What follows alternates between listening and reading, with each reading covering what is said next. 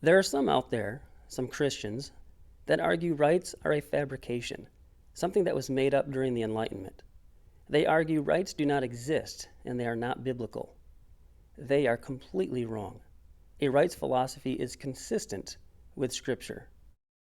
First, if I have no right to life or property, then why is it wrong to murder and steal? Does not the sixth commandment, do not murder, assume a right to life?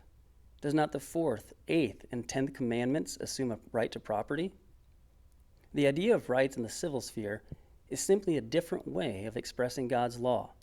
I want to repeat that.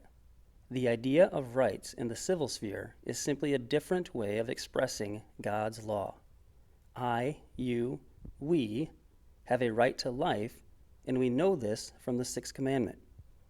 I, you, we have a right to property. We know this from the eighth commandment. Furthermore, to say that there are no rights in the civil sphere is to say that there is no limit to government authority. It is to say that God's laws, restrictions, and limitations do not apply to the civil magistrate. Next, what about the rights that are specifically mentioned and referred to in the Bible? Those passages specifically address and mention rights. And finally, the roots of American history clearly show that theologians and statesmen presupposed God-given rights, a concept consistent with the Bible.